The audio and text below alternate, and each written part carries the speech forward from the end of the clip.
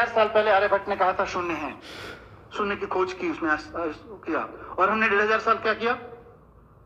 हमने 1,500 साल गाना गाया। जब जीरो दिया मेरे भारत ने दुनिया को तब गिनती आई, हमने गाना गाया। और उसी शून्य का 1,500 साल पहले जिस हिंदुस्तान ने शून्य का आविष्कार किया, उसी शून्य का इस्तेमाल अमेरिका और यूरोप के साइंटिस्ट ने करके पूरा साइबर वर्ल्ड उस शून्य में खड़ा कर दिया। हम गाना गाते रह गए, जब जीरो दिया मेरे भारत ने दुनिया को तब गिनती आई। उन्होंने साइबर वर्ल्ड खड़ा कर दिया। आज वो ट्विटर चलाते हैं, फेसबुक चलाते हैं, गूगल चलाते हैं, यूट्यूब चलाते हैं। हम अपने लड़के लड़कियां नौकरी करने भेजते हैं उनके यहाँ पे, और हम कहते हैं कि हम तो बहुत महान देश थे पहले से। हम अच्छा हमने किया है, काफी कुछ किया है। ऐसा नहीं है कि एजुकेशन में कुछ नहीं हुआ। मैं with due respect to every educator मैं कहना चाहता हूं कि एजुकेशन की आज तक की बहुत अचीवमेंट है। आज मैं अगर आपके सामने खड़ा होकर इस मंच से बोल पा रहा हूं और आप में से कोई इस बात को लेकर क्वेश्चन नहीं कर रहा है कि ये जो आदमी इतनी बड़ी बड़ी बातें यहां कर रहा है, इसका धर्म और जाति क्या है, वो एजुकेशन की अचीवमेंट है आज हमारे यहाँ। आज आपके सामने कोई आदमी इंटरनेट यूज करता है और आपके मन में कभी भी ये सवाल नहीं उठता, मतलब आपके मन में, समाज के मन में, समाज में किसी के मन में ये सवाल नहीं उठता है कि इंटरनेट यूज करने वाले की जाति क्या है, जरा पूछ के तो देख लें। इस जाति के लोगों की हिम्मत कैसे हुई इंटरनेट यूज करने की? आज ये क्वेश्चन नहीं बचा है समाज में, वो एजुकेशन की वजह से है। लेकिन जहां नहीं पहुंचे वहां का चर्चा करना जरूरी है। जो छूट गया एजुकेशन से वो बहुत क्रिटिकल है और वो बहुत स्लो है। इसीलिए मैंने कहा हम अतीत के गुणगान में बहुत लग गए हैं। हिंदुस्तान की सबसे बड़ी प्रॉब्लम यही है कि हम अतीत का गुणगान बहुत करते हैं। हमारे यहाँ आर्यभट्ट हुए थे, अरे सर जी आर्यभट्ट हुए थे, उसके बाद हमने क्या किया? आर्यभट्ट तो होके चले गए। मुझे कई बार लगता है कि अगर आइंस्टाइन हिंदुस्तान में पैदा हुए थे तो हिमालय में एक मंदिर बना देते हम लोग उसका, और समझा रहे होते अपने बच्चों को 14 कोस की परिक्रमा है, सीधे चले जाओगे, पेट के बल लेट के जाओगे तो जल्दी साइंस समझ में आ जाएगी। पैदल जाओगे तो इतने दिन लगेंगे साइंस समझने में, हेलीकॉप्टर से चले गए तो इतने दिन लगेंगे साइंस समझने में। मैं किसी धर्म और किसी मान्यता का अपमान नहीं करना चाहता हूं। उनकी सबकी एक साइंस है। हमने अपनी साइंस के चक्कर में वो साइंस भी खो गई।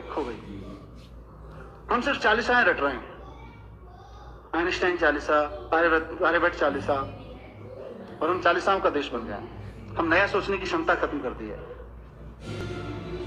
तो मैं इस सभा के माध्यम से, जैसा मैंने शुरू में कहा, कि एक बहुत बड़ा स्वार्थ मुझे यहाँ पे खींच के लाया है, और मेरा वो स्वार्थ है साथियों, मेरा एक सपना है कि इस देश की पॉलिटिक्स में एजुकेशन एक बड़ा मुद्दा बने, इस देश की सोच में एजुकेशन एक बड़ा मुद्दा बने।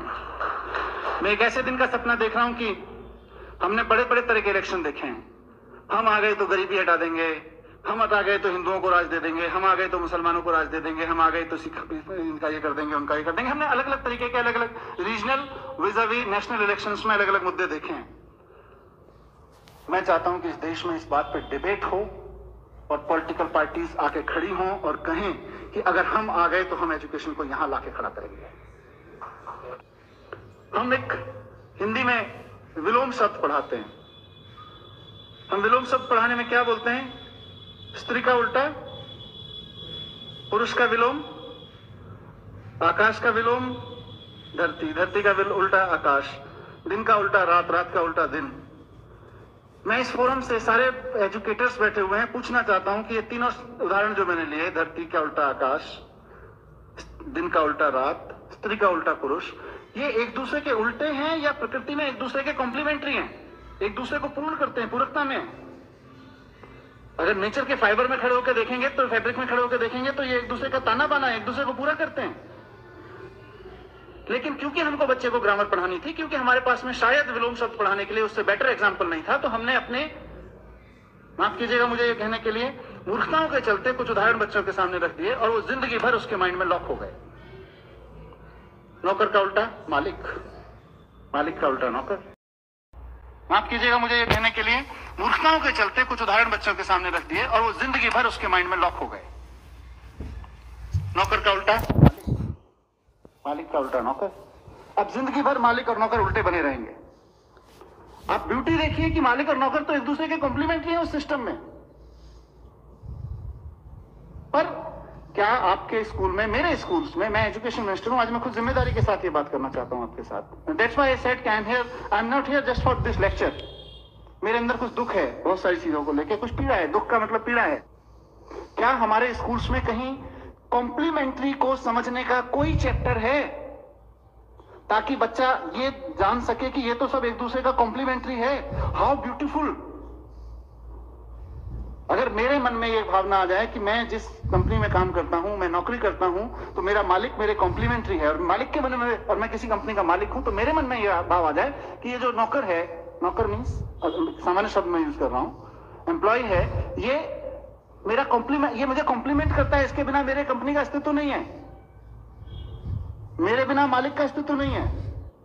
मेरे अंदर एक नई तरह का कॉन्फिडेंस आएगा, एक अलग तरह की एरोगेंस खत्म हो जाएगी, इंटरपर्सनल बिहेवियर चेंज हो जाएंगे, स्त्री और पुरुष के बिहेवियर चेंज हो जाएंगे, जिंदगी भर उल्टा लगा रहता है। उसके बाद जब पत्रकार बनता है, सबसे पहले 12th का रिजल्ट आने के बाद लिखता है लड़कियों ने बाजी मारी। अरे कंपटीशन कराया था क्या लड़कियों के बीच में? हम एक अनवांटेड एनिमिटी पैदा कर रहे हैं।